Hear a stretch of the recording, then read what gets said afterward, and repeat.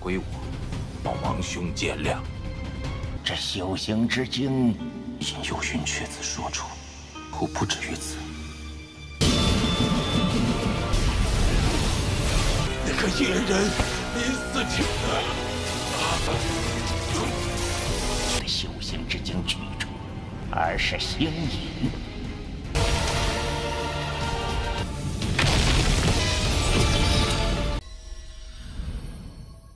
Halo guys, welcome back to KD Universe. Mari kita lanjutkan spoiler untuk Abang Wang Lin nih guys, yang seru banget.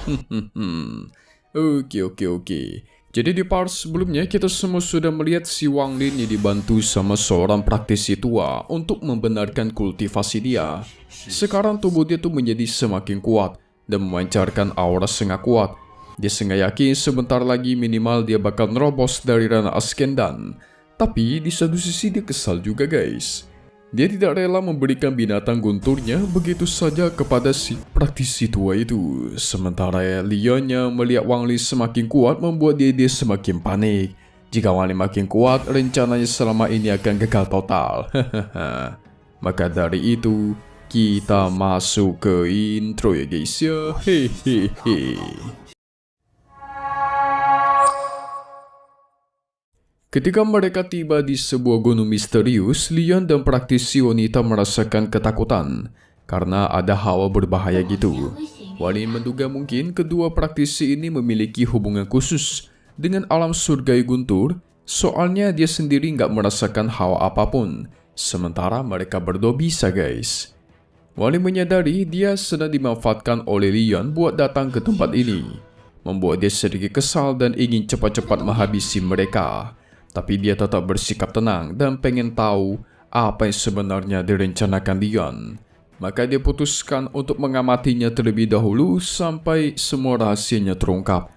Mereka pun melanjutkan perjalanan mendaki gunung. Di tengah perjalanan tiba-tiba Leon berhenti dan berbicara jujur kepada si Wang Lin. Dia mengakui kalau sebenarnya memang pertemuan mereka ini adalah bagian dari rencana dia guys. 此人一直尾随，想趁机途中遇到一些小麻烦。 Tapi Wang Lin gak peduli. Dia fokus menanyakan apa yang ada di puncak gunung ini. Soalnya dia mulai merasakan ada hawa-hawa yang berbahaya. Leon pun membalas, di puncak itu ada guru dia guys.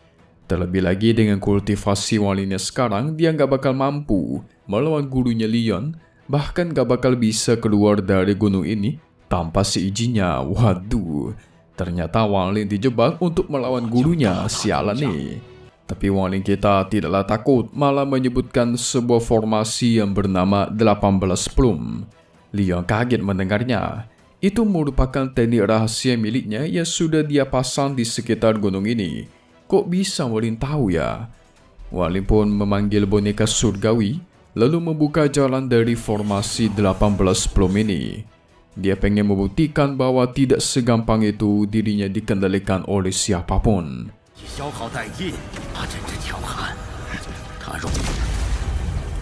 Belum selesai, Wang Lin juga keluarkan energi pedang Lin Tian Hou dan balik mengancam si Leon. Leon langsung ketakutan setengah mati. Tidak menyangka kekuatan asli Wang Lin sedahsyat ini. Wang Lin pun meminta teknik rahasia Leon yaitu formasi 18 Plum. Nah ternyata guys, 18 Plum itu merupakan teknik formasi kuno yang sudah lama hilang.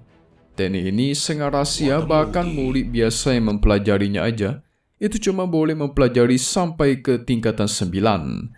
Sementara kan seluruh tingkatannya ada 18, tapi diwariskan oleh seorang master. Dengan tenang, Leon setuju untuk memberikan formasi itu. Tapi sebagai awalan dia bakal berikan 13 tingkatan dulu. Sementara sisanya 5 tingkatan lagi akan dia berikan ketika mereka mencapai ke puncak gunung. Jadi teknik 18 Plum formasi itu sebenarnya sangat kuat guys. Cuman itu tergantung dari 4 tingkatan yang ada di dunia ini, yaitu tingkatan surga, bumi, misteri, dan kuning. Tapi ada satu tingkatan lagi yang jarang orang ketahui, yaitu tingkatan void.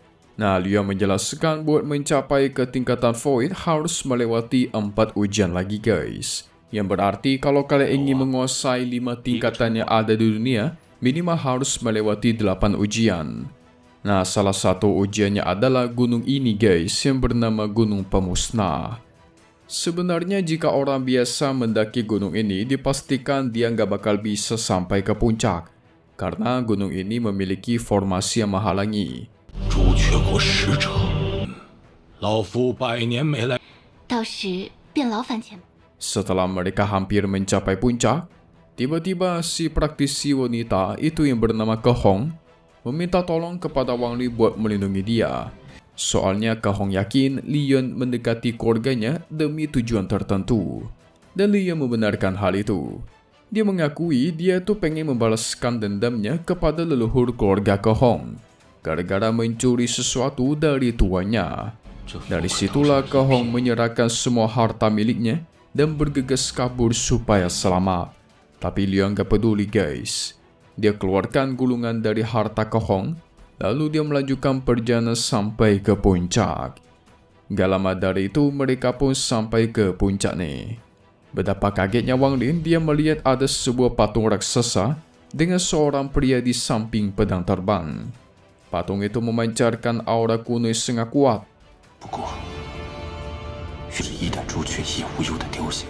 Ketika Wang Lin mencoba mendekati patung itu, tiba-tiba ada sebuah energi yang sangat besar masuk ke dalam tubuhnya Wang Lin buat kendalikan tubuhnya guys.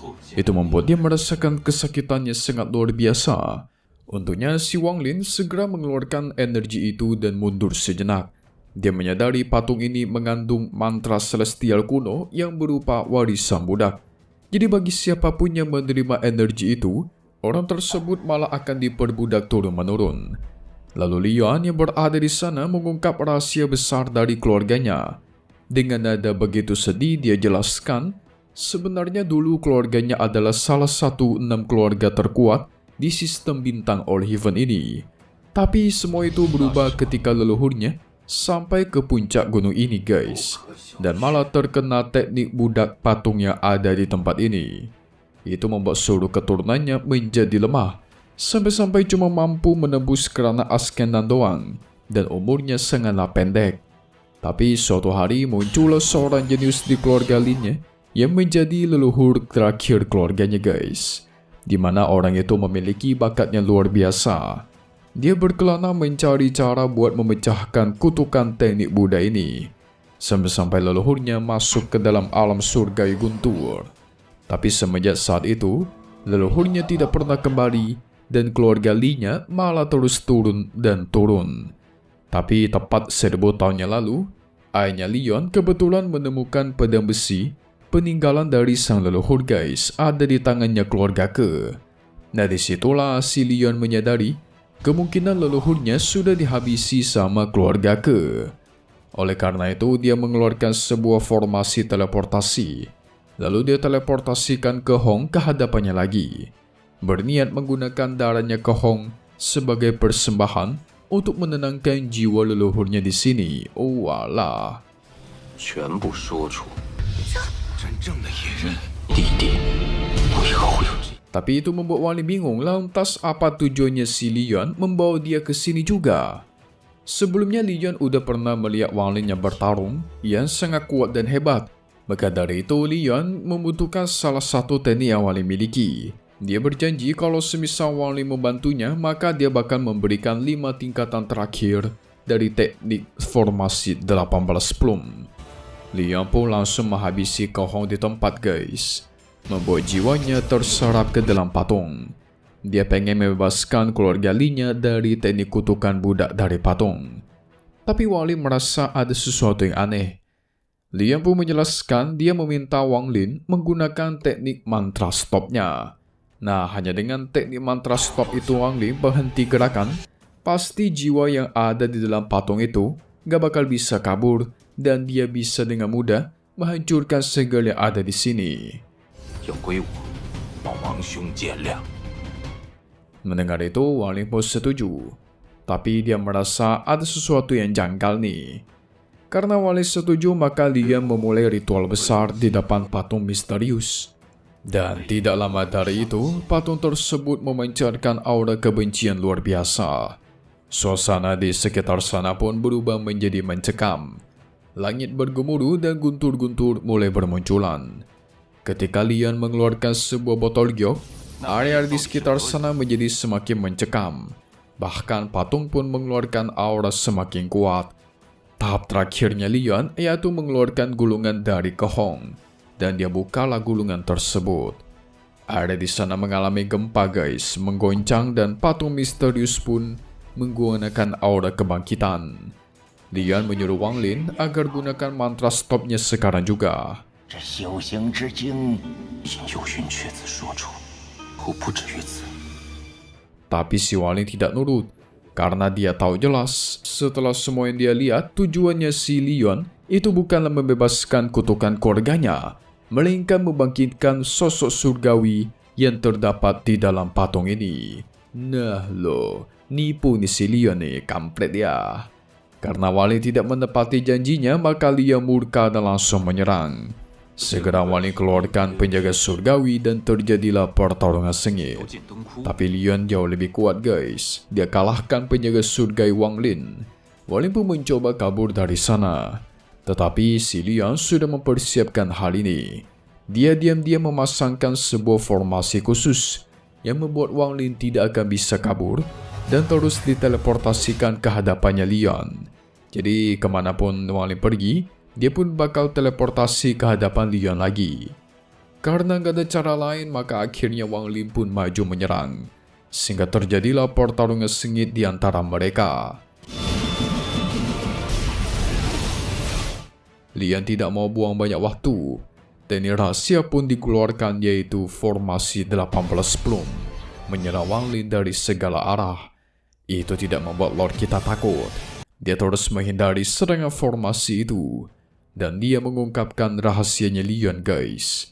Jadi sebenarnya Kehong itu adalah keturunan sosok surgawi yang terdapat di dalam patung ini. Nah tujuannya Lian yaitu pengen membangkitkan sosok surgawi itu guys. Karena ketahuan Lian semakin murka, dia tegaskan ini semua dilakukan demi membangkitkan tuannya. Wang Lin pun jadi yakin nih. Sebenarnya Lian itu bukanlah dirinya yang asli guys. Melainkan Lian udah dikendalikan sama jiwa seorang budak yang ada di tubuhnya sejak lahir. Oh, jiwa itu mengambil alih tubuhnya Lian dan berusaha membangkitkan tuannya yang ada di sini.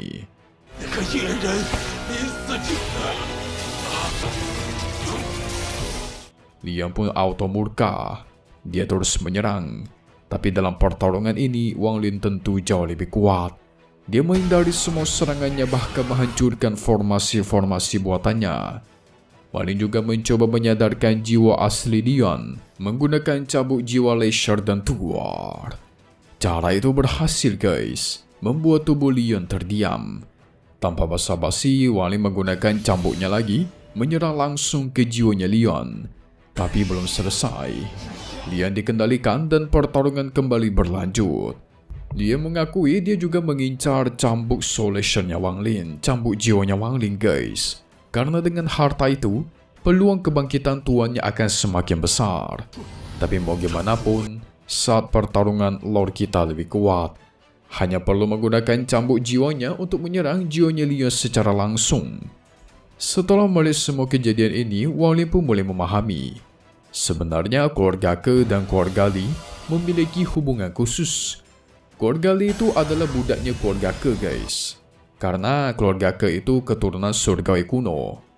Nah semua hal ini bisa terjadi karena ada sebuah jiwa kuno yang berinkarnasi di tubuhnya Lian. Jadi dia tidak menerima siapapun dari keluarga Ke untuk menjadi tuannya. Karena tuannya itu adalah sosok surgawi yang terdapat di dalam patung ini. Maka dia membawa keturunan keluarga Ke untuk dijadikan pengorbanan buat sosok surgawi itu terbangun. Tapi di lain sisi, Wang Lin juga sadar guys, sebenarnya sosok surgawi yang terdapat di dalam patung ini juga nggak setuju dibangkitkan jiwanya menggunakan keturunannya sendiri. Jadi dia nggak mau guys pakai keturunan dari keluarganya. Oleh karena itu, keluarga Li sampai sekarang tidak bisa membangkitkannya kan? 修行之精取出，而是星隐。 Nah, Lian juga mengetahui hal itu. Maka dia ajak si Wanling ke sini dan mengincar cambuk jiwanya guys. Dengan cambuk itu, dia bisa menghapus perlawanan dari tuannya agar tidak bangkit menggunakan garis keturunannya sendiri. Wang maksa dia. Setelah memahami itu semua, Wang Li mulai merasa iba kepada Lian. Kasihan dia. Dia adalah pelayan setia yang rela mengorbankan apapun demi membangkitkan tuannya. Sementara tuannya tidak terima cara-cara yang dia gunakan. Setelah terluka parah karena bertarung melawan Lin, Lian pun berlutut di hadapan patung tersebut dan menangis guys. Dia berteriak kalau dia cuma ingin tuannya kembali bangkit dan bertarung bersama melawan langit. Tetapi apa yang terjadi? Tiba-tiba patung itu memancarkan cahaya. Muncul juga sosok seperti surgawi kuno di samping patung itu yang melotot ke arahnya Lian. Melihat hal itu, tanda budak yang ada di tubuh Lian pun beraksi. Jiwa budak yang ada dalam tubuhnya itu keluar dan ikut bersama sosok surgawi kuno tersebut ke atas langit guys. Mereka terbang ke atas. Dan tidak lama dari itu, patung itu runtuh menjadi puing-puing biasa.